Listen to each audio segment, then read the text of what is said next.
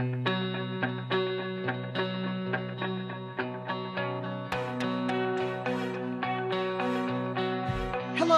and welcome to Generations Future Proof Live. I am Patrice Dickerson, Director of Programs and Thought Leadership here at the American Society on Aging. Today's focus is on ageism and technology. I like to think of ageism and technology as having a reciprocal influence on one another. Ageism has important implications for how new technologies are developed and marketed, just as ageism can be a potent factor affecting the adoption of new technologies by older adults. At the same time, technology may be considered as having the potential to affect ageism, both by fostering the perpetuation of ageist views and also by acting as a force to the weakening of ageism. In today's Future Proof Live, our panelists will explore this reciprocal nature of ageism and technology by showcasing the innovative ways that ageism is being addressed in the technology workforce, how health technologies are employed to improve the care of older adults, and the very real concern of how to prevent unintended age bias in emerging hiring and recruitment technologies powered by artificial intelligence, machine learning, and innovation and automation. If you have questions during the presentation, you can send those at any time using the chat box here in Zoom, and we will save those for the last 15 minutes of today's program. We have a very full agenda today with 5 incredible guests joining me, and we only have an hour together. So let me begin by bringing in our first 3 guests representing the Seasons Employee Resource Group on their efforts to promote age inclusion among the workforce at Shutterstock. We have with us from Shutterstock, Becky Canterbury. She's a Senior Delivery Manager. We have Paul Guzzo, who is an image review manager. And we also have joining us from Shutterstock, Richard Perri, the Global Facilities Director. And so really want to have a conversation with you, Becky, Richard, and Paul, about your Seasons Employee Resource Group.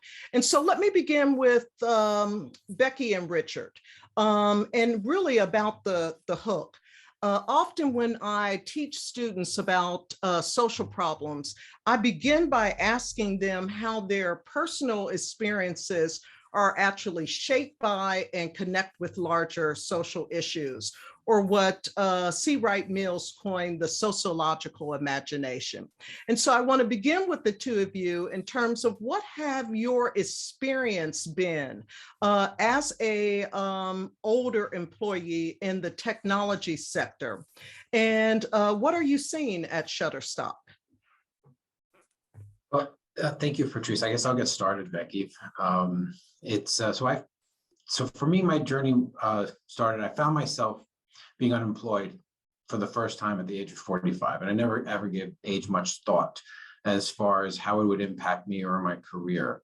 It actually scared me at first because it's the first time I thought of my age as a liability, especially when I was being told that you could expect to be unemployed for about a year, being in your 40s. So this journey brought me to Shutterstock after about 6 months, and it would be several firsts for me. First time I was in a creative company. First time where all my direct reports would be younger than me, and it was the first time where I wasn't necessarily in the major demographic of the age demographic of the company. But I found, despite all this, the people here at Shutterstock, have been welcoming regardless, and open to helping us enact change when it comes to how age is perceived, both in content and our office environment, which is part of the area that I deal with. And it was just very refreshing, because you come in with all these anxieties, and then you realize that, you meet the group and you realize how everybody wants to interact and work, and not only progress Shutterstock as a whole, but their people. And so this is where, this conversation has started with me, and I found Seasons, I became a part of Seasons, and it gave us that platform that we needed. And Becky, what has your experience been? So my experience has been somewhat similar to Richard's. So I've been at Shutterstock for 4.5 years, and I just remember my very first impression of how young the employees were. I'm sure it had a lot to do with the fact that I was in my mid-40s. My life was changing. Things around me were, evolving. But over the years, I've seen the huge range, the age ranges becoming more dispersed. We're very supported by leadership. I feel empowered that we can make really a big difference and impact. And that's why Seasons really spoke to me when it was formed, that it was a vehicle for us to make a difference within Shutterstock regarding age. We all age, it's all different ages, which is even better. My experience though, as I've gotten older, talking to a lot of friends, that conversation's just kind of changed over the years, where now we talk about how long we plan to work, how long we plan to stay in technology. And many of us are planning to stay here until, our 60s, and some even into their 70s. I really enjoyed the technical work that I do, and I still feel like I have so much to offer. But a common theme among my friends and I is, it seems like it's getting harder and harder to find a technical job as you get older, that there's some biases there. For example, last year, I provided a job reference for a friend. They were older. They had tons of technical experience, very, very qualified for the job. The recruiter asked me questions alluding to my friend's age and his competency, and if they were still able to do the work required of a technical job in his age range. And I was appalled. I was really discouraged. When I responded, I didn't say anything regarding his age. It was all very positive, but I couldn't believe that a recruiter had actually asked me that. So looking at my own items, I started looking at my resume and, your LinkedIn profile and how you describe yourself. And it seems like, back in the day, 10 to 15 years of experience was something that you really wanted to highlight on your resume. But once you got plus 20 years, you didn't really want it. That there seemed to be more of a bias if you had a lot of experience. You're starting to show your age and just removing it.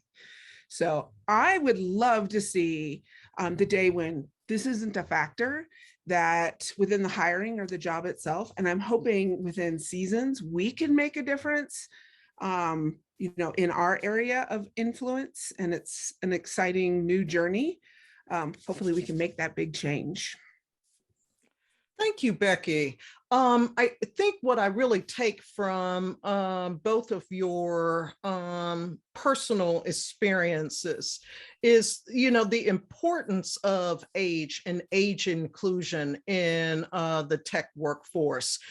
Paul, I know you were very involved in the founding and the organization of Seasons.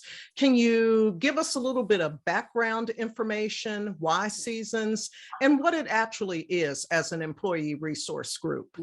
Sure. Thanks for having me, Patrice. So sometime in 2020, there were 2 milestones happening for me. I was approaching my 10-year anniversary at Shutterstock, and I had received my application in the mail for my AARP card. So I kind of I'm like, first of all, I'm like, where'd the time go? So then I just started thinking about, like, what does this look like for me as someone entering their 50s in the workforce?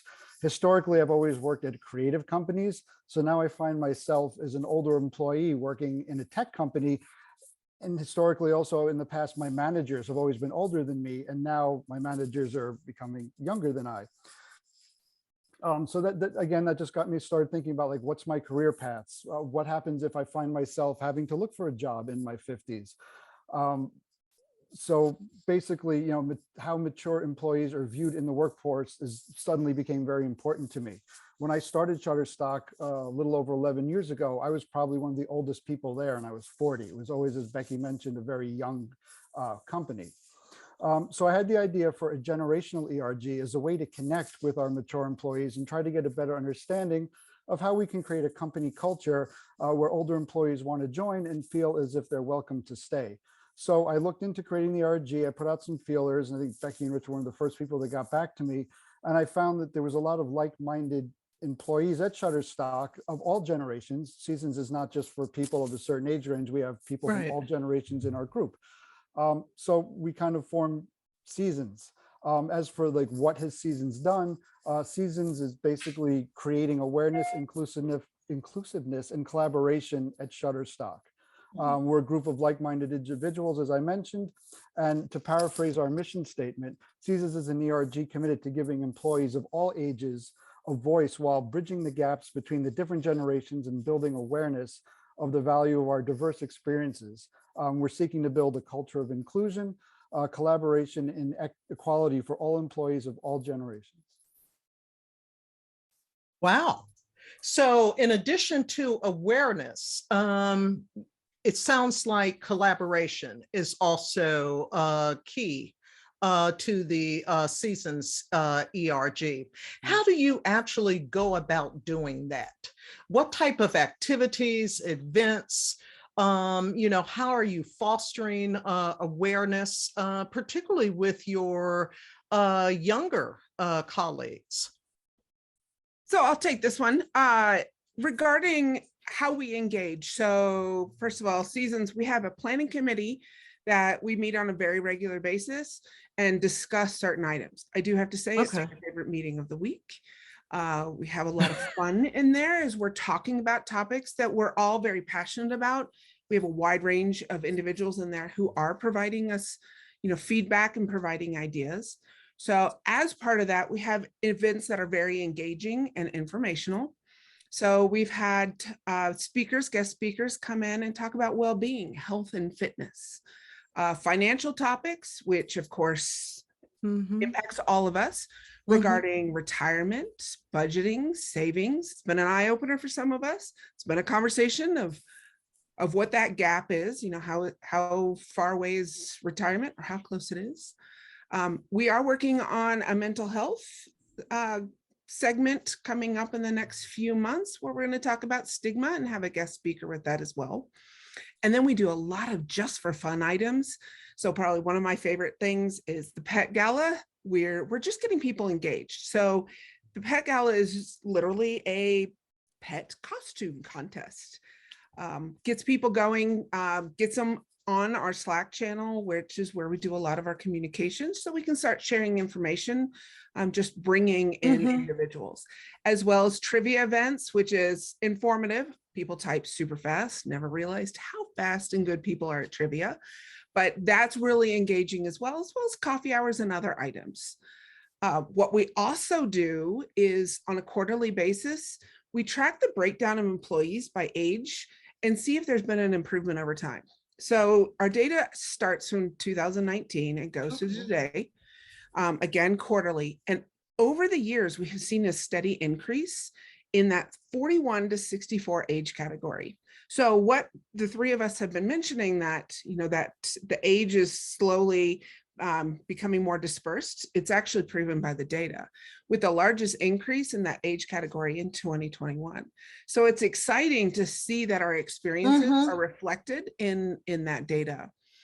We also work very much hand in hand with the DEI team to come up with creative ways to highlight age across the business, including the creation of the age inclusive guidebook. We're developing in partnership with yourself, with the ASA, to provide guidelines on ways we can create a more age-inclusive content and truly represent what it means to age. So aging is not just, you see the various different kinds of age represented in pictures. It needs to be more of a holistic view, not one extreme or another. Thank you, Becky. Richard, I'm thinking, I know that Shutterstock has other social identity-based ERGs. Do you partner with those other ERGs, and do you engage with any external partners, Richard? Yes, actually, part of I guess like the secret sauce for our ERG has been the fact that we've been actively engaging with other ERGs within Shutterstock, because as we all know, age will affect all of us. It doesn't Right. matter, regardless what your focus may be. Eventually, we're all going to get there. And that was one of the areas that, again, like I said earlier, that I wasn't really focusing on until you realized you're there, and you need to start paying attention to it. And I think that was part of it. And I think that's what's been working. We've been very actively with all the other ERGs creating events. Becky mentioned the thing about mental health that we're going to be focusing in on. We do have a mental health ERG here at Shutterstock, and we're going to be partnering with them to address stigma and how it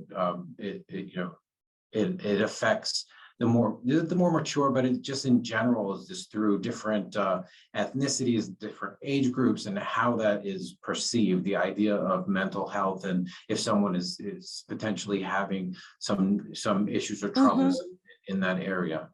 And just in general, it just our having just an active committee within seasons, it allows us to not only to partner with individuals locally within the company, but also reach out to organizations like the ASA and other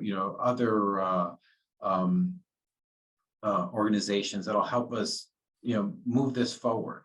Have people focus on the fact that, yes, while age affects us, how can we make this a better place as far as like Shutterstock alone, but also how can we make an impact beyond Shutterstock? And I think that's one of the areas that when we first started, we were running through a litany of things that we wanted to do, and we had this huge brainstorming session, and everybody was just chiming in, and then we had to just start getting focused. But one of the underlying themes was that we want to take it beyond just what we do in-house. We want to make an overall impact, and I think that's what this ERG for me, I think is one of the greater ones that I've been a part of, and I think everybody's focused on helping this this area. And another part that makes our journey a little bit easier is the fact that we have strong leadership support. We again engage with external partners, and plus the fact is that we also help give additional resources to our to individuals within our company, to give them some information as far as what about about retirement, or about other issues that pertain to to someone as they go through their age journey. And it's just I think doing all that is what's making this work and keeping us focused. And I think it's so key that both you, Richard, and Becky have touched upon impact, and not only impact within Shutterstock, but also a larger impact in terms of issues around ageism and the eradication of ageism on a much larger scale past just the organization.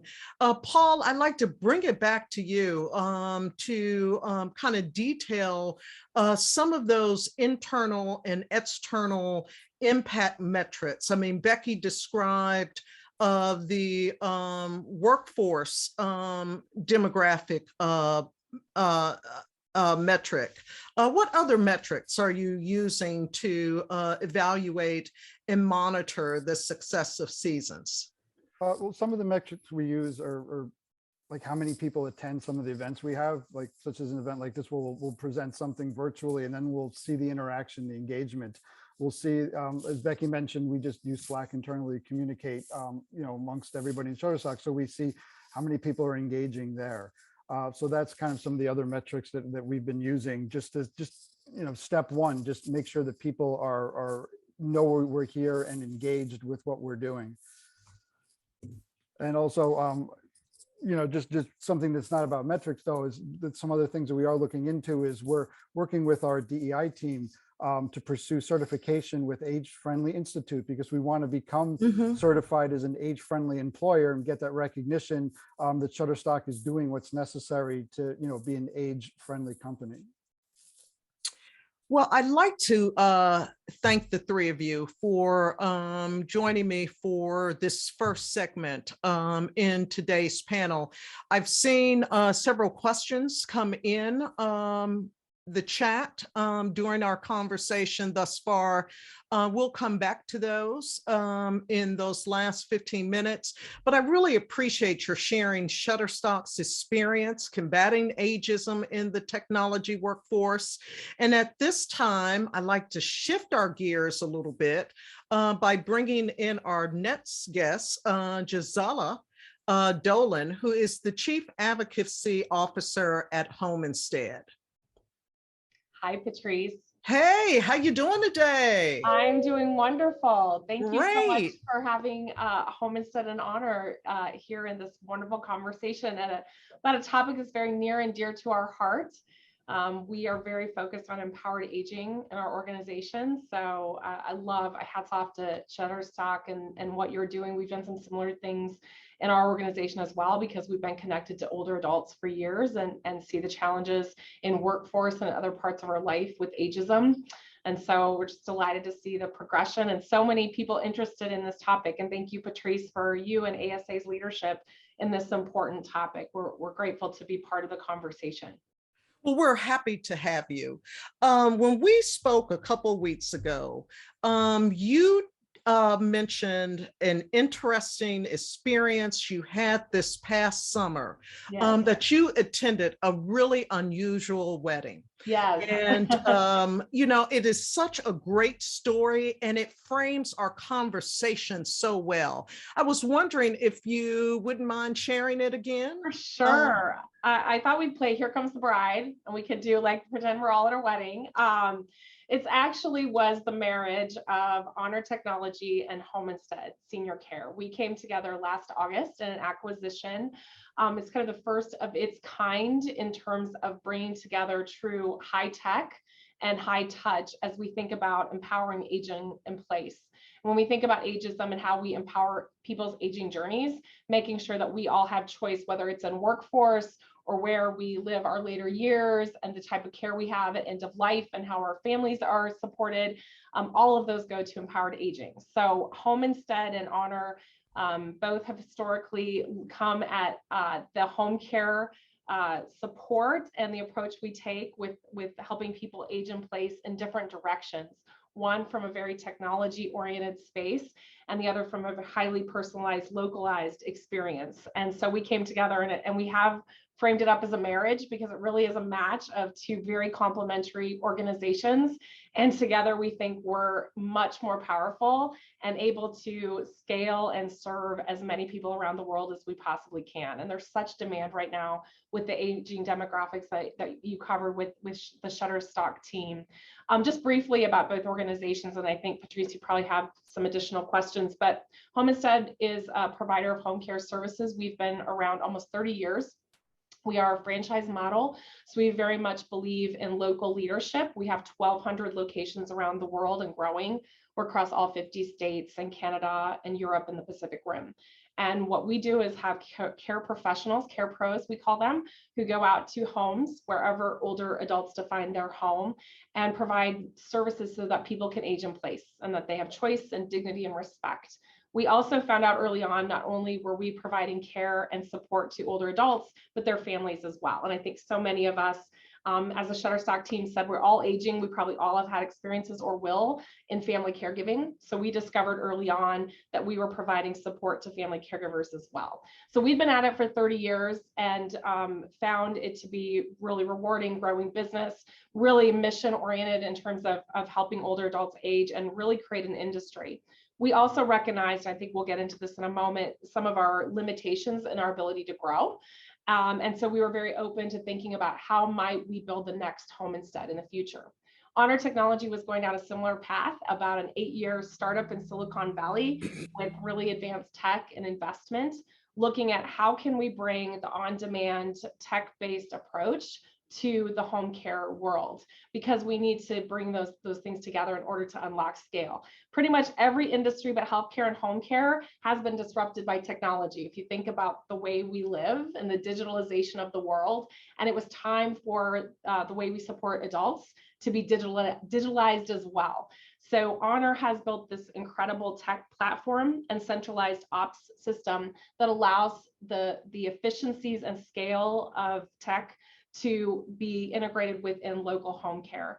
And by bringing that tech experience and expertise to these local agencies in the field, we're able to provide this really incredible, highly personalized experience, but one that allows us to unlock scale and serve even more people, which is really what moves our organizations. I really love your metaphor of the high tech, high touch. How is this high tech, high touch marriage between Honor and Home Instead actually increasing your capacity to provide home-based care for older adults? For sure. Great question, Patrice. What we discovered at Home Instead with our experience is that we could only grow so much and serve so much at the local level because we have two constraints on capacity. And many home care agencies experience this, and healthcare does as well. One is workforce. I think we've all seen the challenges with workforce in general when it comes to healthcare and home care, and how we really need to elevate the home care profession, the caregiving profession. Home Instead is very passionate about that. We're doing a lot in that space, as well as continuing to be an employer of choice. But especially through the pandemic, we found real constraint in terms of having enough people who want to work in this industry. So we discovered we needed ways to empower humans to do things at the local level that are highly personalized, that only people can do, and find ways to unlock efficiencies and automation, machine learning, and so forth, that can really take on the activities that create scale. Letting people do what they do best. We also knew that we needed better technology. Home care and healthcare is always looking for how do we bring in innovation and so forth. And we at Home Instead, we're not a tech company. We're a relationship company that's focused on delivering highly personalized care. So we recognized our two constraints of workforce and technology, and we're thinking about ways to disrupt ourselves, frankly. How do we solve both of these challenges? On the flip side, Honor Technology was having great success in building the tech stack and the centralized operations. They opened in San Francisco, where they were based as they began their business 8 years ago. We're doing really well. When they moved to Texas, the DFW area, as I understand it, they found that they struggled to advance and grow the business remotely because they realized there's such a highly personalized aspect of home care and healthcare that cannot be replicated or replaced at this point by robots or tech. Right. You need both. And so they were really seeking a way to create a localized footprint where they could bring their power of their tech and the centralized operations to this really localized experience in the field. And so it truly was this marriage of these very complementary organizations where we're able to bring together the amazing tech, the centralized operations, machine learning, all those things that really have disrupted so many other industries around the world, and connect those in a meaningful way to a highly localized, highly personalized experience like home care. And so how is Honor actually accomplishing that? I know that there are a number of different elements to the operations platform in terms of how the technology can be deployed for comprehensive home-based care. Yeah. What are those elements, For Jisella? sure. We really see there's three components to this. There is the technology itself. And I think we all can acknowledge in today's world, you really need that tech infrastructure to be able to grow business and serve as many people as possible, no matter what your industry is. And so there is this advanced technology. We have the best engineers and developers in the world working on continuing to build that out. And that technology is really in service of supporting our care pros, our care professionals in the field, and our care team, as well as the older adults and families who also get access to an app and a dashboard to be able to track the care needs and the way we're delivering services to those older adults and families. The second piece of it is centralized operations. We have a vast team of humans at Honor that are actually helping manage the care, the scheduling, the connection points with the family, the older adults, and the care pros to make sure that we're really matching up the right people in terms of the older adult needing care and the care pro. And so that we're able, and I think we'll talk about care pros in a moment, but really create this amazing employment experience for our caregiving profession where they have agency and can really choose their schedule and make sure their needs are being met while they're able to deliver extraordinary care. So that's the second pillar, is that centralized ops. And then the third really is local leadership with our agencies, our home instead franchises around the world who are in the field, who are able to meet with healthcare providers, hospitals, discharge workers, et cetera, who are seeking the ability to connect with home care for patients that are being discharged or transitioned, as well as families that reach out directly. We still have, even though we're powered with technology, that boots on the ground in the field localized experience that advances that empowered aging that people want. So we're there to be able to meet with families, to connect with them in the home. We do quality assurance visits, safety checks. We do updates to plans of care and so forth. So it really is this beautiful combination of high tech and high touch. It truly is this kind of perfect marriage. And right now, in terms of process, we are just 7 months in. First year marriage is going great. We're learning each other. There's moments, somebody's late for date night, somebody doesn't buy pick out the right thing for dinner, but we're navigating all of those things in a really great way. Right now, what we're focused on is piloting or beta testing the care platform, the Home Honor Care platform within our Home Instead franchise network. The Honor Care platform has served a number of independent agencies over the years. So they've really refined the care technology and centralized service. We want to get that perfect marriage and integration within our Home Instead network. So we're in the process of betaing it and getting integrated. We're also joining as one team across Home Instead and Honor with all of our amazing employees that support this effort. And we're just excited to see what the future brings. I love the redefinition of caregiver to care pros. Yes. And the centrality of the care pros as users of the technology and the operations platform. How is Honor actually disrupting the caregiving workforce, and how is it actually empowering these care pros to deliver more personalized care? Yeah, that's a great question, Patrice. At the center of both Home Instead and Honor's work has always been our care pro. And we intentionally leaned into the term care pro because we believe this is a profession. This is a profession we need to continue to empower and grow. And Home Instead, we put a stake in the ground around that. So we're out there evolving the home care industry. We also want to make sure we're walking the talk at Home Instead and Honor. And so as many things in life, we want there to be an on-demand experience. And we think about on-demand with consumers, as we go out to Amazon or Uber Eats or, whatever it might be, we want this, just-in-time experience. And we're providing that to our care pros. We're giving them on-demand employment where they're really able to find the hours they want, the shifts they want to fill, the clients they want to connect with. And so much of it's done through automation and understanding what means the most to our care pros. It's highly empowered. It's also highly personal in terms of we have a human care team both in the field and centralized operations that interacts with our care pros all the time. They have apps, they have training. Training is very important to us. Learning and development has been a huge differentiator for both of our organizations. So we provide ongoing training and support to our care pros so that they feel really empowered as they go out into the field. We have our local team there to introduce them to their new clients, the people that they're serving. So it's sort of this holistic magic of the tech that enables them to really pick and have the freedom and choice they want as professionals, what we all want, and to get the hours they need so that they have the salary and the benefits that they desire to live their life with choice.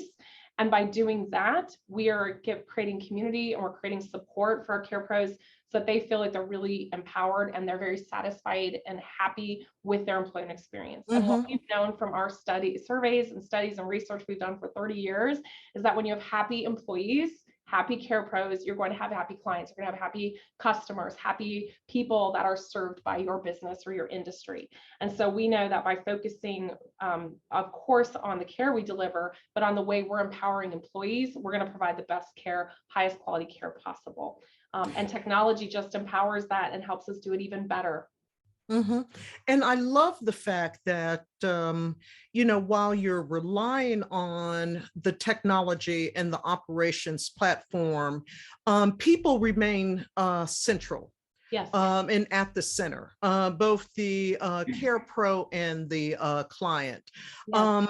I need to shift gears, Okay. but I really want to thank you Oh my gosh, thank you. for, sharing kind of the practical insights on how this emerging technology is actually shaping the future of home health care for older adults. Absolutely. Thank you, Patrice. At this time, I'd like to introduce our third segment of today's panel, and I'd like to bring in Heather Tinsley-Fix from AARP, and kind of segue back to kind of the workforce, but to really talk about age bias in employment technologies. Heather, thank you for joining me. Thank you. It's good to be here with all of you. And I did want to shout out Home Instead Honor. They are a AARP Employer Pledge member, and they are one of our C-suite champions. So when I'll get the link to those and put them in the chat. But just wanted to say yes, hi. Well, okay, Heather, as a thought leader and an influencer in terms of age diversity, working to advance not only the value of older workers, but also the business case for actually building age inclusive organizations. Why do we need to be concerned with age bias in hiring technologies? So that's a great question. And there's a lot of use of and concern around the use of AI in hiring in general, because age is one of those hidden biases that it can amplify. Right. But it cannot. I should note it can also amplify other biases. But just talking about age and talking about sort of how AI gets sort of woven into the hiring process, it initially was used to filter resumes, because if you get hundreds and hundreds and hundreds of applicants, you have to have a way of filtering them, and that's too hard for a human to do in any kind of efficient way. So applicant tracking systems were kind of the first use of this in the hiring space. However, and that seems, pretty, that doesn't seem terribly nefarious in any way. You're looking for, say, skills on a resume or experience in a particular field. So that seems fine. However, these technologies have evolved in ways that are kind of more like the kind of Amazon Netflix model. And that's where the danger has come in. There's sort of two things that they've started to do. One is to predict, how well suited a candidate is for a role, and the other is to rank candidates. So a hiring manager or a recruiter can get a list of like the top 10, candidates for this role based on its predictive modeling. And the data that you feed a predictive model in order to be able to make those predictions is usually, historical, or it's based on like the composition of your current company, the kinds of people that have these jobs. And that's where ageism can show up. You can just sort of get rejected. And most people have this experience really of, applying for a job and your resume just goes into a black hole and you never get called. A lot of times that's because you're being screened out. And unfortunately, there's a lot of that around, and ageism is one of the ways that the patterns that the algorithm notices, and it's like, oh, we just want to reject those because those kinds of people don't get hired.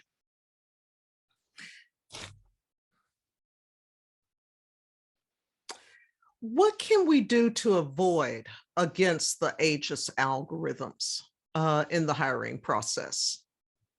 There's a number of things that companies can do. The first is, we've suggested this to employers, which is to stop requiring date of graduation on your in your data consideration set, right? So you just take that data out of the stream that is being analyzed, and that helps remove one potential for the pattern finding of ageism. Another thing you can do is when you list out years of experience that you want, you don't have to have a ceiling. So instead of saying 2 to 5 years experience, you can say at least 2 years of experience, right? So that just widens your pool of candidates, because someone who's worked in the field for 10 years or 20 or 15, like Becky and Richard and Paul were talking about, has the same 2 years, right, that someone who's only got 3 years. And so you want to be able to evaluate the younger and the older candidate on an equal playing field. And then the third thing you can do is, if you're working with a vendor that has, things like ranking of candidates, which I kind of liken it to the Olympics. Like if you've got a difference between one gymnast and another gymnast, it's like 0.000% of a higher score, they get the gold medal. It's human nature to look at a ranked list and think that the person at the top is just the best for the job. You can actually ask for that to be blurred, or not to have the presentation in a stacked, like ranked way like that. So those are some things you can do.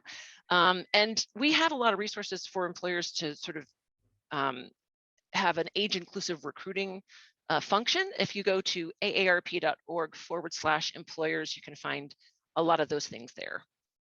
And so, Heather, since you brought it up, how is AARP working with employers beyond kind of some of the resources you have available on your website to address this issue on the ground? So we really seek to engage employers on the value of age diversity and age inclusion. So while we do advocate for the value of older workers, and we love all the wonderful things that older workers bring to the table, we also think that it's the mix of ages that really is good for business. And so Becky and Richard and Paul, it just was wonderful to hear you guys talking, because it sounds like you're having an impact on that spreading out of that, diversifying the age groups in your organization. So one of the things is, creating that business case for age diversity and for age inclusion. Another is to provide resources, which we have a lot of, and I'll drop the link in the chat in a minute. And we have our employer pledge program, which companies can sign. It's just a public way of affirming the value of older workers and of age diversity in general. So there's all kinds of ways that we engage the employer community. I do a lot of speaking. So thank you for having me here. And we do talk, sometimes we even go in and do presentations for ERGs at companies. And I have excuse me, I have a colleague who also, her role is to help employers support the caregivers in their workforce, because we know that caregivers are becoming more age diverse over time. So there's lots of ways that we do that, but it's mainly, like this sort of thought leadership and advocacy and resources, like practical resources. So I have been wondering, can we redeploy AI to actually identify age discrimination in hiring and to better support an age inclusive workforce? I mean, you can, right? One of the things that's challenging about, advocating for change in the AI hiring space is that there's a lot of just lack of transparency, and the algorithms are often, the algorithms are very complicated, but oftentimes you can't really pinpoint. Even the data scientists who put the algorithms together have a hard time pinpointing where the ageism or the sexism or the other, forms of discrimination are occurring within. They open their own black box, and they can't figure out, well, what if we remove zip code? What if we remove, date of graduation? And so that's challenging, but you can conduct audits. And so that's one thing that we are trying to advocate for. We're talking to other groups who are interested in ethical AI in terms of just let's first get some data and like a baseline and see if we can move the needle. It's possible. I would say on the positive front, sort of like not the data wonks. I think this move towards skills-based hiring is really promising. And this is, this focus, just radically focusing on the skills that you need for a job and not looking at pedigree. I think that move is important to trying to help, stop ageism and other forms of discrimination. But the other thing I was wondering about, and I don't know if this is possible, is to use AI to analyze career paths so that you can surface transferable skills. And so that, I think, in this time of lots of skill shifts, like skills that companies need are changing rapidly, more rapidly than four-year institutions can keep up. So if we have a better understanding of like what skills tend to go along a career path, that can help. I mean, that's not specific to age, but if you're making a career change later in life, then, you would have better, companies would have better reason to trust that someone with a math degree, or sorry, someone who is like a numbers person can then transition to becoming a math teacher. Because Right. you have those transferable skills. And you're not going to be like, well, this person is not suited for this job. Well, maybe they are actually. So I think that would be cool to see AI pull out those transferable skills and show how people can make career changes with those transferable skills. When we spoke last week, it became readily apparent to me that there are some challenges to really doing research and advocacy in this space between AI, machine learning, automation, recruitment, and hiring. What do you see as some of those challenges as you try to move this work along? Like I said, I think the two biggest challenges are the lack of transparency in terms of vendors being willing to like open those black boxes. Yeah. You know what I mean? Yeah. They don't want to share Yeah. their proprietary Yeah. algorithms. So one of them is that. And then another thing is I think while we're making headway on ageism and on the flip side, the positive of that, age inclusion, it's not usually super top of mind, or it's not like a burning priority within the DEI world. So that also is can be a challenge, can be sort of a headwind. But we're now that there are 5 generations in the workforce, I mean, Gen Z is coming in. We've still got some traditionalists, 3 big groups in the middle. We are getting more of an audience with DEI, and that's fantastic, because we really believe that all ages bring something to the table, and that it's that mix that is really kind of magical, where you have a early career, mid-career, late career workers working together. Well, Heather, thank you so much for your praxis in affirming the value of experienced workers and your advocacy at AARP, working with employers to prevent this unintended age bias in emerging technologies. At this time, I'd like to open up a Q&A with all 5 of our panelists. I know there are some questions in the chat. If you have a question, please don't hesitate to put it out there, and we'll try to get to it. Oh, let's see. Let me open up the chat.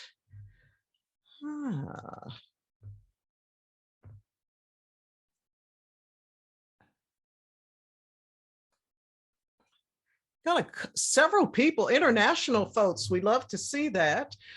Here's a question for the Shutterstock Group.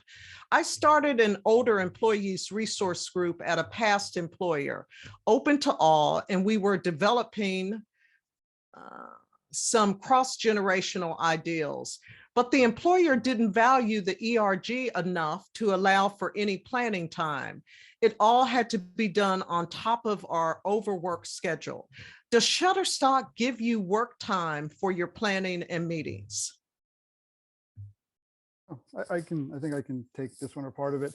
So, being part of the ERG is all voluntary, but getting the buy-in from leadership is key. Shutterstock is extremely, they find this to be extremely important, that the employees are engaging in diversity, equity, inclusion, DEI. So they do let us make time. It's actually even part of our goals for our company to say, hey, if we're in an ERG, we're making sure we're putting this down, saying that this is something that we're doing besides our usual day-to-day tasks and goals and projects and so forth. So yeah, hopefully that answers. Have there been challenges to deploying seasons in such a large organization as Shutterstock? What I did is, when I had the idea, we had a handful of ERGs already in Shutterstock. So I kind of reached out to the people in those ERGs. Hey, how'd you get started? They pointed me in the right direction. And I think that once we we kind of came up with why we wanted to exist as an ERG and what we could bring to the company and the employees and our community. It was all pretty easy from there, at least at Shutterstock, because again, leadership is really focusing on these things and making sure Shutterstock is that type of workplace community that values diversity. Mm-hmm. And to add what Paul said, I think a lot of our success is around the small, fast events we do. Things that you can do via Slack, things that you don't have to get a meeting going. That has really built our engagement rapidly within seasons and within the company. It's also the open environment. I think people, when they are starting a new ERG, they sort of jump into another ERG to understand the dynamics of it, and and then it also allows people to sort of not necessarily jump from one ERG to another, but to participate in all the ERGs. And I think that's one thing I've noticed here at Shutterstock. Is, for example, when we first started, there were several people who joined in to seasons to get an idea because they were thinking of forming an ERG as well. And then it just creates this lasting partnership amongst the ERGs. Patrice, if I may, just with Homestead and Honor, and Heather, thank you for the shout out. We've been an age-friendly work employer for years. I really appreciate what Shutterstock's doing. So we've done something similar. We have 5 generations of employees. I have someone 81 years old on my team. She's amazing. I want to be her when she grows up. She's in DC and our advocacy team. But we recognize that more than a third of the care pros we employ at Homestead are over the age of 60, because it's a job that provides flexibility and benefits and mission. And so we early on recognized the need to create a really age-friendly workplace across all different stakeholders, as well as us going out into the world with partners like AARP and others to say it's really important we lean into this. I appreciate the feedback and comments about, how do you get employers to open their mind's eye to this? Because that's true. Like, how do we show value with this? And I'm sure Heather and team has data that shows that multi-generational workplaces are more innovative, more productive, that actually as we have older generations in the workplace, it improves the efficiencies of the business and what you're able to develop. So in addition to just being the right thing to do right by humans, which we should be doing, and that this is an important way that we empower older adults, because we have a 100-year life. Retiring in our 60s is just probably not what's going to happen. We need to lean into that. There's some really powerful data that shows the benefit to employers if they do this. And so perhaps in organizations where the employer may not be leaning into this, some of that data that AARP and others have could compel that movement. Yeah, we do. I mean, we have a lot of different arguments to make about why you should have an age diverse workforce, but one of the strongest is that age diversity in an inclusive environment actually improves team performance. And the sort of working theory is because older people have, by nature of being older, have more experience, and so they can provide that to the teams that they're on, and that mix of perspectives that comes from ages and the mix of talents that comes from different ages in an inclusive environment actually really benefits from that age mix. So that's kind of the most sort of bottom line, like hard level data that we like to quote. But there's all kinds of wonderful other reasons for having an age diverse workforce. And this all goes to, the larger theme of impact. And I think you're all in your own unique and respective ways having impact on kind of changing the narrative of how we actually think about and also support older workers, older employees in the workforce. There's another Shutterstock question, may not be appropriate for this group, but since it's out here, I'll put it out into our panel universe. Is Shutterstock also addressing the photo descriptions of older adults? All right, I can take that one. So I thought you might be able to, Paul. Yeah, that kind of falls into my group of. So what happens is we have a set of global contributors. So when they're submitting, they must translate everything to English. So I think that might be first where some of the the miscommunication of the metadata might happen. We also are creating a guide for contributors in conjunction with ASA. And we also have something called a People First and Inclusive Language Guide that we rolled out earlier in this year to address these sort of things. So we're trying to educate the contributors, saying, you know, if you're going to submit a certain set of content, these are suggestions to say this is how you should caption it, keyword it, and so forth. So it's still a work in progress, but it is something that we are working on. And I think there'll be some other, you know, technologies and so forth that we could probably incorporate also into the process that'll help as well. Thank you, Paul.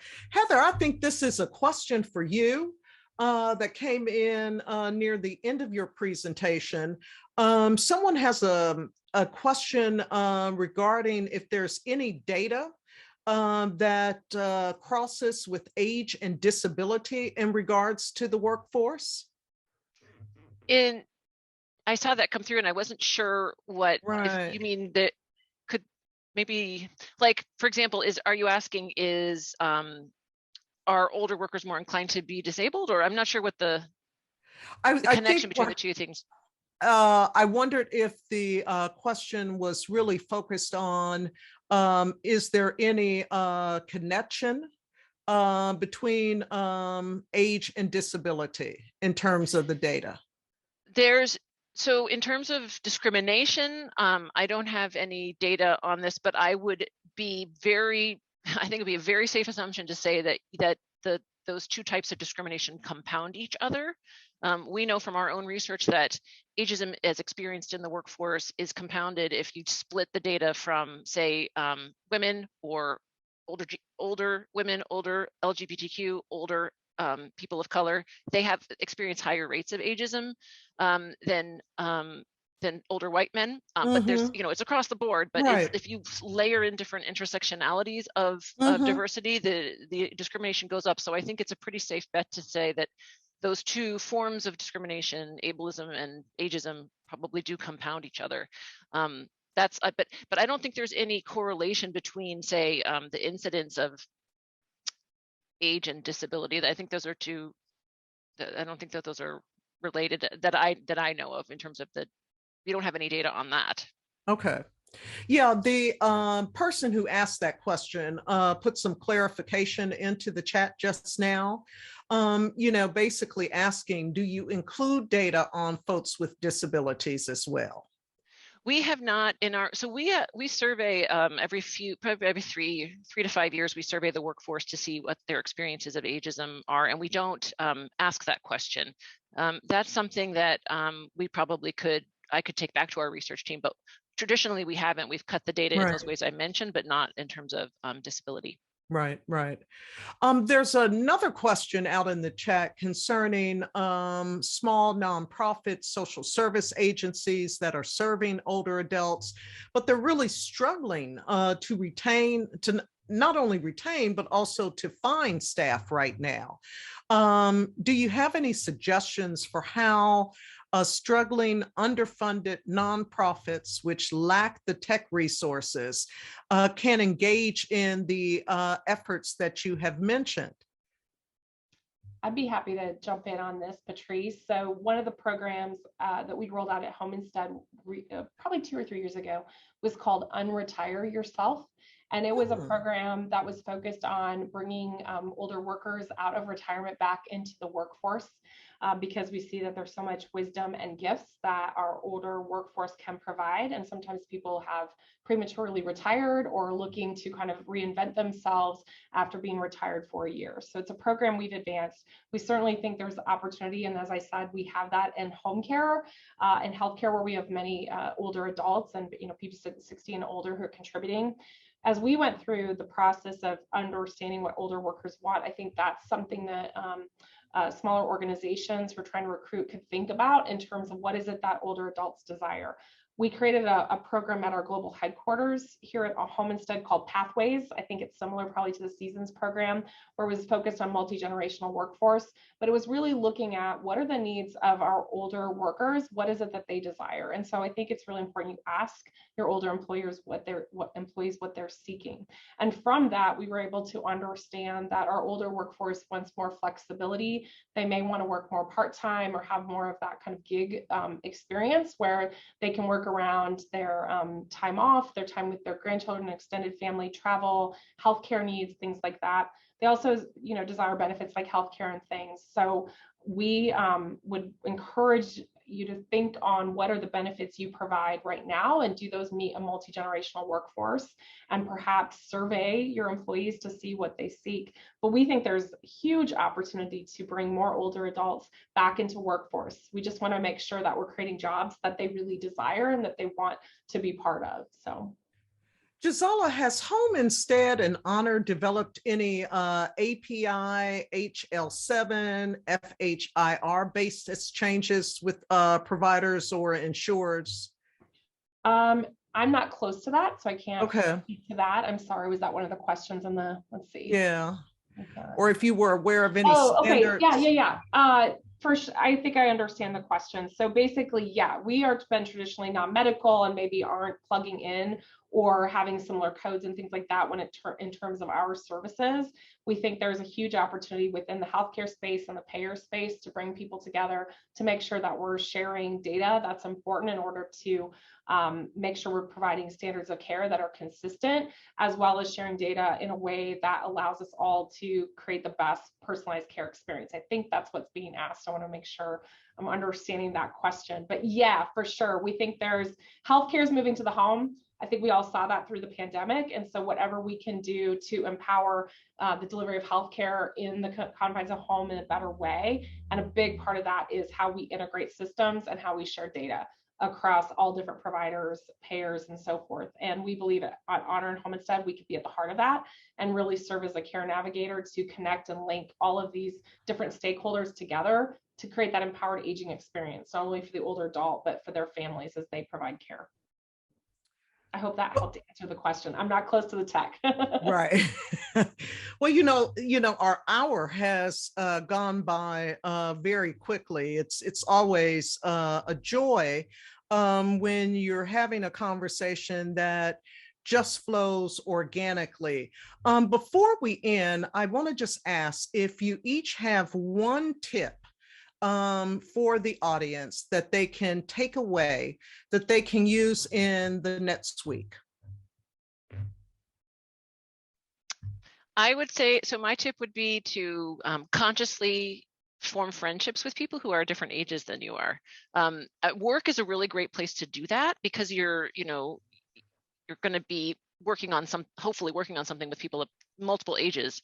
And so, yeah, form friendships with people who are not your age.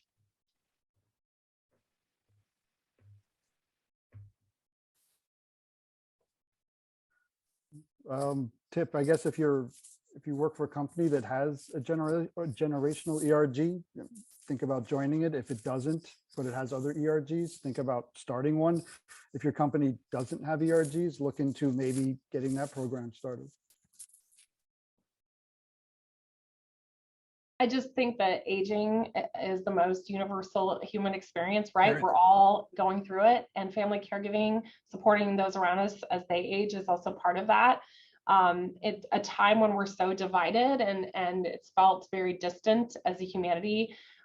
It's a really a way to connect and to see each other and to know that we're all walking this path. So how can we in our life today empower the older adults that we connect with, whether as an employer, as a fellow colleague, as a daughter, a son, what have you? How do we navigate that? And then also be thinking, what's our own aging path that we want to have, and start to shape that journey. And I love where Heather went, and take an older adult out for coffee, because that's going to be us someday, right? If we're not already there. Right. And I'm going to be doing a podcast with someone who's like 25 years younger than I am, and he and I have like so many shared interests. It's very invigorating to have. Yes. That's why I said form a friend who's not your age, because it's really fun. Well, Becky, Paul, Richard, Jisella, and Heather, I want to thank you so much for participating in today's Generations Future Proof Live. We've only begun to scratch the surface on the connections between ageism and technology. ASA will explore this topic in more depth during our Generations Forum in September. I also would like to add that ASA is grateful for our growing partnership with Shutterstock. Make sure to look for Paul and his colleague Mikhail Beecher at On Aging in New Orleans next week, as well as many of our colleagues from AARP and Home Instead. And be sure to check out our Wednesday morning keynote at On Aging by Seth Sternberg, the founder and CEO of Honor Technology. And he'll be talking about how to utilize technological innovation to disrupt and to transform how we care for older adults. And so I'd like to thank all of our registrants for joining us today for this Future Proof Live. Have a great day and see you next week at On Aging in New Orleans. Laissez la bon temps. Roulez. Thanks, Thank Patrice. you. Thanks, everyone. Thank you, everyone. Thank you. Bye.